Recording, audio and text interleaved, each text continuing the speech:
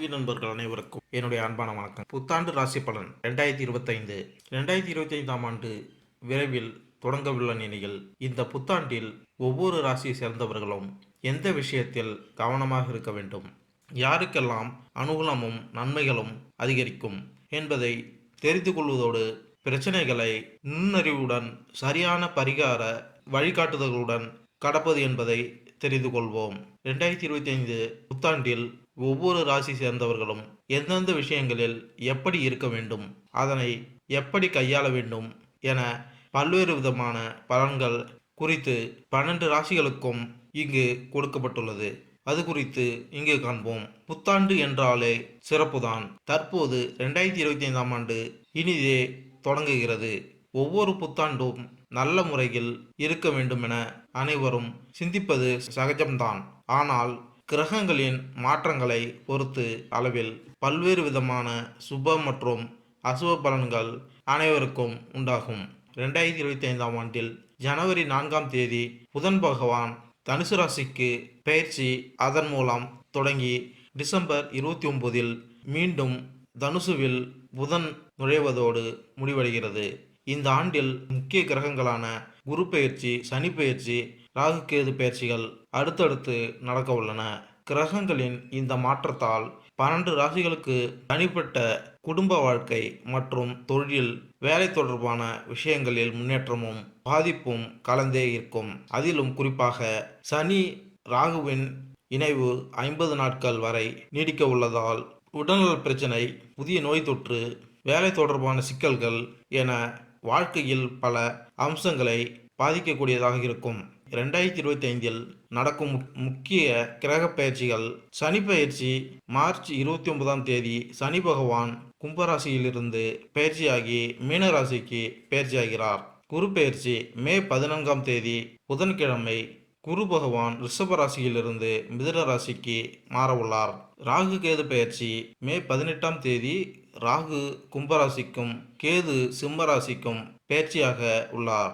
அது மட்டுமல்லாமல் மார்ச் 29ஆம் தேதி முதல் மே 18ஆம் தேதி வரை 50 நாட்கள் சனி மற்றும் ராகு இணைந்து மீனராசியில் சஞ்சாரம் செய்ய உள்ளார். இப்படி நவகிரகங்களின் பயிற்சி உள்ளிட்ட காரணங்களால் 12 ராசிகளுக்கு கிடைக்கக்கூடிய பலன்கள் இந்த புத்தாண்டில் பல பெரிய கிரகங்கள் தங்களது இடத்தை மாற்றுகின்ற காரணத்தினால் அனைத்து ராசிகளும் சிறப்பான சூழ்நிலைகளை பெறப்போகின்றனர். அவ்வப்போது பல்வேறு விதமான சிக்கல்கள் ஏற்பட்டாலும் யோகங்கள் கிடைக்கக்கூடும். ஒரு சில ராசிகளுக்கு மோசமான சூழ்நிலை இருந்தாலும் அதன் நிலை மாறுபடுகின்ற காரணத்தினால் பலன்கள் சிறப்பாக இருக்கும். அந்த வகையில் இந்த 2025 புத்தாண்டில் ஒவ்வொரு ராசியை சேர்ந்தவர்களும் எந்த விஷயங்களில் எப்படி இருக்க வேண்டும், அதனை எப்படி கையாள வேண்டும் என பல்வேறு விதமான பலன்கள் குறித்து 12 ராசிகளுக்கும் இங்கு கொடுக்கப்பட்டுள்ளன. அது குறித்து இங்கு காண்போம். ரிஷபம் ராசி. ரிஷபராசி அன்பர்களே, கலை சார்ந்த துறையில் அதிக நாட்டம் கொண்டிருப்பார்கள். மற்ற ராசியினரை விட அதிக செல்வம் பெற்றிருப்பார்கள். உடல் வலிமை, மன வலிமை இரண்டையும் பெற்றிருப்பார்கள். ரிஷபராசியினர் கடினமாக உழைப்பார்கள். நன்றாக சாப்பிட்டு வாழ்க்கையை மகிழ்ச்சியுடன் வாழ்வார்கள். இவர்கள் பல்வேறு சூழ்நிலைகளை அனுசரித்து சமாளித்தாலும் பிடிவாத அணுகுமுறையை தவிர்ப்பதன் மூலம் நல்ல பெயரை பெறுவார்கள். பொறுமை அவர்களது மிகப்பெரிய பலமாகும். பிடிவாதம், பேராசை மற்றும் கோபம் இவர்களின் பலவீனமாகும். ரிஷபராசிக்காரர்களுக்கு 2025ஆம் ஆண்டு ஆரோக்கியம், கல்வி, வியாபாரம், வேலை, காதல், திருமணம், வீடு, நிலம், கட்டிடங்கள், வாகனங்கள் போன்றவற்றிற்கு எப்படி இருக்க போகிறது என்பதை இங்கு காண்போம். இந்த ஆண்டின் கிரக பயிற்சியின் அடிப்படையில் சில தீர்வுகளையும் நாங்கள் உங்களுக்கு கூறுகிறோம். அதை ஏற்றுக்கொள்வதன் மூலம் நீங்கள் சாத்தியமான பிரச்சனை அல்லது தடுமாற்றத்திற்கு தீர்வு காண முடியும். எனவே ரிஷபராசி அன்பர்கள் என்ன சொல்கிறது என்பதை தெரிந்து கொள்வோம். பொதுவான பலன்கள். சுயமாக தொழில் செய்பவர்களுக்கு தொழிலில் அதிக லாபத்தை ஏற்படுத்தி கொடுத்து தனநிலையில் உயர்வையும் நல்ல ஐஸ்வர்யங்களையும் ஏற்படுத்தி கொடுக்கும் ஆண்டாக இந்த வருடம் அமைய போகிறது. உத்தியோகத்தில் இருப்பவர்கள் பதவி உயர்வு கிடைக்கும். வெளிநாட்டு உத்தியோகத்திற்காக காத்திருப்பவர்களுக்கு வெளிநாட்டில் வேலை கிடைக்கும். தொழில் சம்பந்தப்பட்ட பண முதலீடு சம்பந்தப்பட்ட விஷயங்களில் பங்குதாரர் உடன் சில கருத்து வேறுபாடுகள் ஏற்படலாம். வாக்குவாதங்களை தவிர்ப்பதன் மூலம் கூட்டாக தொழில் செய்பவருடன் ஏற்படும் பிரச்சனைகளை தவிர்க்கலாம். உணவு ஏற்றுமதி தொழில் செய்பவர்களுக்கு அதிக வாடிக்கையாளர்கள் கிடைப்பதுடன் தன லாபமும் அதிகரித்து காணப்படும். சமூக ஊடகத்துறையில் இருப்பவர்கள் புதிய தொழில் வாய்ப்புகளும் கிடைக்கும். சமூக வலைதளங்கள் மூலம் தனம் ஈட்ட காத்திருப்பவர்களுக்கு இந்த வருடம் மிக உன்னதமான வருடமாக அமையும். பல வருடங்களாக காதலித்து வருபவர்களுக்கு திருமண யோகம் கைகூடி வரும். திருமணமாகி குழந்தை பிறப்பதற்காக காத்திருப்பவர்களுக்கு புத்திர பாக்கியம் கிடைக்கப்பெறும். உடன் பிறந்தவர்களுடன் பிரச்சனையை சந்தித்து வந்தவர்களுக்கு பிரச்சனைகளுக்கு தீர்வு கிடைத்து நல்லிணக்கம் ஏற்படும். அரசு உத்தியோகத்தில் உள்ளவர்களுக்கு உத்தியோக ரீதியில் மிகவும் சாதகமான பலன்களை எதிர்பார்க்கலாம். தங்களின் சாதனைகளுக்காக உயர் அதிகாரிகளின் பாராட்டுதலை பெறுவீர்கள். காதல் மற்றும் திருமணம். ரிஷபராசிக்காரர்களுக்கு உங்கள் காதல் வாழ்க்கையில் கலவையான பலன்கள் தரக்கூடும். ஆண்டின் தொடக்கத்தில் இருந்து மே மாதம் வரை கேது உங்கள் 5ஆம் வீட்டில் இருக்கிறார். அது அவ்வப்போது காதல் உறவுகளில் தவறான புரிதல்களை ஏற்படுத்தும். இருப்பினும் இவை அனைத்திலும் சாதகமான விஷயம் என்னவென்றால், அதே நேரம் வரை, அதாவது மே மாதத்தின் நடுப்பகுதி வரை, குரு உங்கள் 5ஆம் வீட்டை 5ஆம் பார்வையில் இருந்து பார்க்கிறார் மற்றும் தவறான புரிதலை விரைவில் அகற்ற விரும்புவார். அதாவது காதல் உறவில் சில பிரச்சனைகள் இருக்கும். மே மாதத்தின் நடுப்பகுதிக்கு பிறகு 2வது வீட்டில் பெயர்ச்சிக்கும் கேது 4வது வீட்டில் பெயர்ச்சிக்கும் இந்த தவறான புரிதல்கள் குறையும். ஆனால் அந்த நேரத்தில் சனியின் தாக்கம் 5ஆம் வீட்டில் இருக்கும். ஆனால் உண்மையான தவறுகள் தீங்கு விளைவிக்கும். நீங்கள் உண்மையாக நேசித்தால் இந்த வருடம் உங்களுக்கு எந்த பிரச்சனையும் வராது. ஆனால் எல்லாம் நன்றாக இருக்கும். அதே நேரத்தில் காதலில் அர்ப்பணிப்பு உணர்வு இல்லாவிட்டால் அல்லது காதலிப்பது போல் நடித்தால் சனி பகவான் மார்ச் மாதத்திற்கு பிறகு காதல் உறவுகளில் சிக்கல்களை ஏற்படுத்தலாம். ஆனால் நீங்கள் உண்மையிலேயே நேசித்தால் நீங்கள் கவலைப்பட தேவையில்லை. வாலிப வயதில் உள்ளவர்களுக்கு புதிதாக காதல் மலரும். அவர்கள் தங்கள் காதல் துணையை உணவகங்களுக்கு அழைத்து சென்று தங்கள் காதலை வெளிப்படுத்துவார்கள். இளம் வயது காதலர்கள் சுற்றுலா தலங்களுக்கு பயணம் மேற்கொண்டு மனம் விட்டு பேசுவதன் மூலம் இருவருக்குள்ளும் இணக்கம் கூடும். ஏப்ரல் மாதத்தில் காதலர்களுக்கிடையே மனஸ்தாபங்கள் ஏற்படலாம். தங்கள் காதல் துணையுடன் வாக்குவாதத்தை தவிர்ப்பதன் மூலம் மனஸ்தாபங்களை தவிர்க்க முடியும். திருமண வயதில் உள்ளவர்களுக்கு திருமண சார்ந்த முயற்சிகள் தாமதப்படாமல் எளிதில் முடியும். திருமண வயதை உடைய ஆண்களுக்கு வெகு விரைவில் திருமணம் முடிவாகும். அதேபோல் பெண்களுக்கு உள்ளூரிலேயே வரன் அமையும். திருமணமான தம்பதிகளை பொறுத்தவரை இதுவரை வெளிவந்த மனஸ்தாபங்கள் குறைந்து ஒற்றுமை அதிகரிக்கும். மார்ச் மாதத்தில் புதுமண தம்பதிகள் இன்ப சுற்றுலா சென்று வருவதன் மூலம் மகிழ்ச்சி அதிகரித்து காணப்படும். வயதான திருமணமான தம்பதிகளுக்கு இடையே ஆகஸ்ட் மாதத்தில் நல்லிணக்கம் குறைய வாய்ப்புகள் உள்ளது. நல்லிணக்கம் ஏற்பட தேவையில்லாத பேச்சுக்களை தவிர்ப்பது நன்மையை ஏற்படுத்தி கொடுக்கும். பொதுவாக அக்டோபர் மாதத்தில் தங்கள் வாழ்க்கை துணையின் அன்பு மேலோங்கி இருக்கும். தம்பதிகள் இருவரும் ஆன்மீக பயணங்கள் மேற்கொள்வது இருவருக்கும் இடையே நெருக்கத்தை அதிகப்படுத்தும். ரிஷபராசிக்காரர்களுக்கு திருமண வயது அடைந்து திருமண முயற்சியில் ஈடுபட்டிருந்தால் இந்த ஆண்டு உங்களுக்கு இந்த விஷயத்தில் நல்ல பலனை தரும். ஆண்டின் தொடக்கத்திலிருந்து மே மாதத்தின் நடுப்பகுதி வரை குரு உங்கள் முதல் வீட்டில் இருந்து 5ஆம் மற்றும் 7வது வீட்டை பார்க்கிறார். திருமணத்திற்கு சாதகமான சூழ்நிலைகள் என்று கூறப்படுகிறது. அதாவது இந்த பெயர்ச்சி நிச்சயதார்த்தம் அல்லது திருமணத்திற்கு சாதகமாக கருதப்படும். குறிப்பாக காதல் திருமணத்தை விரும்புவர்களின் விருப்பங்களும் நிறைவேறும். அதே நேரத்தில் மே மாதத்தின் நடுப்பகுதிக்கு பிறகு உங்கள் 2ஆம் வீட்டில் குரு பெயர்ச்சி குடும்ப உறுப்பினர்களின் எண்ணிக்கையை அதிகரிக்கும். இந்த சூழ்நிலை திருமணம் செய்வதற்கும் உதவியாக இருக்கும். ஆனால் மே மாதத்தின் நடுப்பகுதிக்கு பிறகு பெரும்பாலான சந்தர்ப்பங்களில் குடும்ப உறுப்பினர்களின் சம்மதத்துடன் திருமணம் நடைபெறுவதற்கான வாய்ப்புகள் அதிகமாக இருக்கும். அதே நேரத்தில் இந்த ஆண்டு பொதுவாக திருமண வாழ்க்கைக்கு சாதகமாக கருதப்படுகிறது. மார்ச் மாதத்திற்கு பிறகு 7ஆம் வீட்டிலிருந்து சனியின் தாக்கம் விலகும் போது திருமண வாழ்க்கை ஒப்பீட்டளவில் சிறப்பாக இருக்கும்.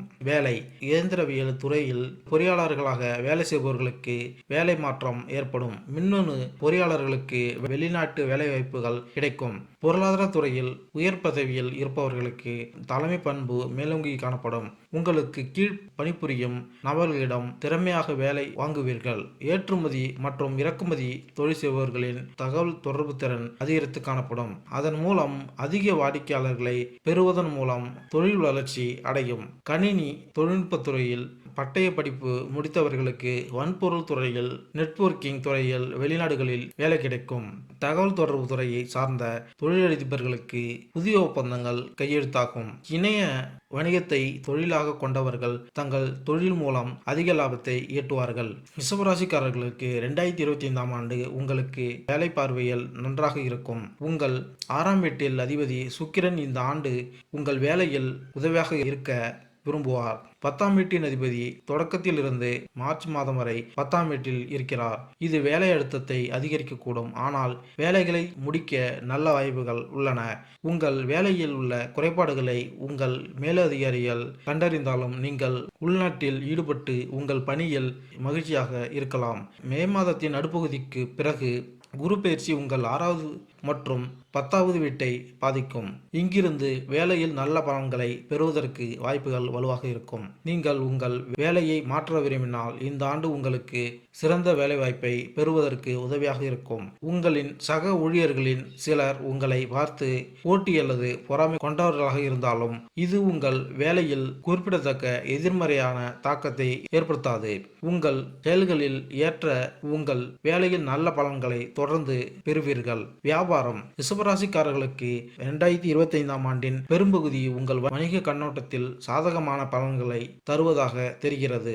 ரிஷபராசி அன்பர்கள் ஆண்டின் தொடக்கத்திலிருந்து மார்ச் மாதம் வரை உங்கள் கர்மஸ்தானத்தில் அதிபதியான சனி உங்கள் கர்மஸ்தானத்தில் மட்டுமே பேச்சிப்பதால் உங்கள் செயல்களுக்கு ஏற்றவாறு நல்ல பலனை தர விரும்புவார். சனி பகவானை விட அதிக கடின உழைப்பை எடுத்தாலும் தொழிலை முன்னோக்கி கொண்டு செல்ல உதவும். அதே நேரத்தில் மார்ச் மாதத்திற்கு பிறகு 10ஆம் வீட்டின் அதிபதி லாப வீட்டை அடைவது மிகவும் நல்ல மற்றும் சாதகமான முடிவுகளை தரும். உங்கள் தொழிலில் நீங்கள் சிறப்பாக செயல்படுவீர்கள். 10ஆம் வீட்டில் உள்ள குருவின் செல்வாக்கு உங்கள் வணிகத்திற்கு புதிய உயரங்களை கொடுக்க விரும்புகிறது. அதாவது 2025ஆம் ஆண்டு ரிஷபராசிக்காரர்களுக்கு வியாபாரத்திற்கு மிகச்சிறந்த பலன்களை தரும். நிதிநிலை பொதுவாக இந்த வருடம் நிதிநிலை உயர்ந்து காணப்படும். தங்களின் சமூக அந்தஸ்தும் உயரும். உணவு சம்பந்தப்பட்ட தொழில் செய்பவர்கள் அதிக தன லாபத்தை ஈட்டி திறமைகள் திறக்கும் அளவிற்கு முன்னேறுவீர்கள். தொழில் முதலீடு செய்வதற்காக மேற்கொள்ளப்படும் வெளிநாட்டு பயணங்கள் வெற்றியையும் ஆதாயத்தையும் நல்ல ஐஸ்வர்யங்களையும் ஏற்படுத்தி கொடுக்கும் ஆண்டாக இந்த வருடம் அமையப்போகிறது. பிப்ரவரி மாதம் உங்கள் வசிக்கும் வீட்டை புதுப்பிக்க பணம் செலவழிப்பீர்கள். ஏப்ரல் மாதத்தின் மொபைல் போன் மற்றும் வைஃபை சாதனம் போன்ற தகவல் தொடர்பு சாதனங்களை மாற்றுவதற்கு நீங்கள் பணத்தை செலவிடுவீர்கள். ஜூன் மாதத்தின் பரஸ்பர நிலையில் முதலீடு செய்வதன் மூலம் நீங்கள் எதிர்காலத்தில் நல்ல லாபம் ஈட்ட முடியும். ஆகஸ்ட் மாதத்தில் உங்கள் நபர்களுடன் சிறிய பயணங்கள் மற்றும் உணவு விடுதி போன்ற பொழுதுபோக்கு அம்சங்களுக்காக பணம் செலவழிப்பீர்கள். செப்டம்பர் மாதத்தில் உங்கள் குடும்ப உறுப்பினர்களுடன் ஆன்மீக ஸ்தலங்களுக்கு செல்வதன் மூலம் அதிக செலவுகள் ஏற்படும். உங்கள் பிள்ளைகளின் மேற்படிப்பிற்காக சற்று அதிகமாக செலவுகள் செய்ய வேண்டியது வரலாம். அரசு துறையில் உத்தியோகத்தில் உள்ள உங்களுக்கு பணியிடத்தில் உங்கள் வருமானம் உயரும். நிலம், கட்டிடம், வாகன சுகம். ரிஷபராசிக்காரர்களுக்கு இந்த ஆண்டு நிலம் மற்றும் கட்டிடங்கள் தொடர்பான விஷயங்களில் ஓரளவு கடினமாக இருக்கலாம். ஆண்டின் தொடக்கம் முதல் மார்ச் மாதம் வரை சூரியனின் ராசியான சிம்மமாகிய உங்கள் 4ஆம் வீடு சனியின் பார்வை இருக்கும். ரியல் எஸ்டேட் தொடர்பான விஷயங்களில் சில சிரமங்கள் ஏற்படுத்தலாம். இந்த ஆண்டு ஏதேனும் மனை, நிலம் போன்றவற்றை வாங்குவதாக இருந்தால் அதை நன்கு ஆராய்ந்து பார்ப்பது நல்லது. சர்ச்சைக்குரிய நிலத்தை எந்த வகையிலும் வாங்கக்கூடாது. இதனால் பிரச்சனைகள் தவிர்க்கப்படும். வீடு கட்டுவதற்கு இந்த ஆண்டு மிகவும் சிறப்பாக இருக்காது. ஆனால் பழைய வீட்டை பழுது பார்ப்பதற்கு அல்லது வீட்டை அலங்கரிக்க இந்த ஆண்டு உறுதுணையாக இருக்கும். அதே நேரத்தில் வாகனத்தின் பார்வையில் இருந்து கிட்டத்தட்ட இதே போன்ற முடிவுகளை பெறலாம். அதாவது உங்கள் பழைய வாகனத்தை நல்ல நிலையில் பெறலாம். நீங்கள் வாகனத்தை சரி செய்யலாம் அல்லது வாகனத்தை மாற்றலாம். ஆனால் புதிய வாகனங்கள் வாங்குவதை தவிர்ப்பது புத்திசாலித்தனமாக இருக்கும். மாணவர்கள் தொடக்க கல்வி படிக்கும் மாணவர்கள் கிரகிக்கும் திறன் அதிகரித்து காணப்படும். நடுநிலை பள்ளி மாணவர்கள் அதிக நேரம் படித்து பள்ளி இறுதித் தேர்வில் அதிக மதிப்பெண் பெறுவதற்கு வாய்ப்புகள் உள்ளது. படிப்பில் மட்டும் அல்லாது பேச்சு போட்டி மற்றும் கட்டுரை போட்டிகளிலும் முதலிடம் பிடித்து பரிசுகளை பெறுவதற்கும் வாய்ப்புகள் உள்ளது. உயர்நிலை கல்வி படிக்கும் மாணவர்கள் படிப்பிலும் விளையாட்டு போட்டிகளிலும் சாதனைகள் புரிய வாய்ப்புகள் உள்ளது. மேல்நிலை கல்வி படிக்கும் மாணவர்கள் மார்ச் மாதத்தின் பின் நன்றாக படித்து முதலிடத்தில் தேர்ச்சி பெறுவார்கள். தகவல் தொழில்நுட்ப பொறியியல் கல்வி படிக்கும் மாணவர்கள் பெரு நிறுவனங்கள் நடத்தும் தேர்வுகளில் தேர்ச்சி பெற்று படிப்பு முடிந்தவுடன் வேலை சேருவார்கள். இளங்கலை பட்டம் படிக்கும் மாணவர்கள் படிப்பில் சிறிது கவனச்சிதறல்கள் ஏற்படலாம். கவனச்சிதறல்கள் ஏற்படாமல் மனதை ஒருமுகப்படுத்த தியான முறைகளை மேற்கொள்ளலாம். முதுகலை பட்டம் படிப்பவர்களுக்கு பொழுதுபோக்கு அம்சங்களில் நாட்டம் அதிகரித்து காணப்படும். ஆனால் பொழுதுபோக்கு அம்சங்களில் நாட்டத்தை குறைத்து கொண்டு படிப்பில் கவனம் ஏற்பட மாணவர்கள் மூச்சு பயிற்சி முறைகளை மேற்கொள்ளலாம். ஆண்டின் தொடக்கத்திலிருந்து மே மாதத்தின் நடுப்பகுதி வரை உயர்கல்விக்கு காரணியாக குரு 5ஆம் வீட்டில் அமைந்து 5 மற்றும் 9ஆம் வீட்டில் பார்வை பெறுகிறார். இதன் மூலம் கல்வித்துறையில் சிறப்பாக செயல்பட முடியும். அதே நேரத்தில் மே மாதத்தின் நடுப்பகுதிக்கு பிறகு குரு 2வது வீட்டிற்கு செல்வதன் மூலம் நேர்மறை ஆற்றலில் அளவை மேலும் அதிகரிக்க முடியும். கல்வியின் பார்வையில் உங்களை சுற்றியுள்ள சூழல் சிறப்பாக இருக்கலாம். குடும்ப உறுப்பினர்களும் படிப்பில் உங்களை ஊக்குவிப்பார்கள். புதனின் பெயர்ச்சி சிறிது நேரம் பலவீனமாக இருந்தாலும் பெரும்பாலான நேரங்களில் நல்ல பலனை தரும். இதனாலேயே இந்த ஆண்டு கல்வியில் சிறப்பாக செயல்பட முடியும். ஆண்டின் தொடக்கத்தில் 4ஆம் வீட்டில் சனியின் தாக்கமும் பிற்காலத்தில் கேதுவின் தாக்கமும் இருப்பதால் மனம் அலைக்கழிக்கப்படுவதை தடுக்க வேண்டியிருக்கும். அதாவது நீங்கள் அமைதியாக இருந்து படிப்பில் கவனம் செலுத்தினால் இந்த ஆண்டு மிகச்சிறந்த முடிவுகளை அடைய முடியும். ஆரோக்கியம் ரிஷபராசிக்காரர்களுக்கு 2025ஆம் ஆண்டு ஆரோக்கியத்தின் பார்வையில் பொதுவாக சாதகமாக இருக்கலாம். இந்த ஆண்டு பெரிய அளவில் உடல்நல கோளாறுகள் ஏற்பட வாய்ப்பில்லை.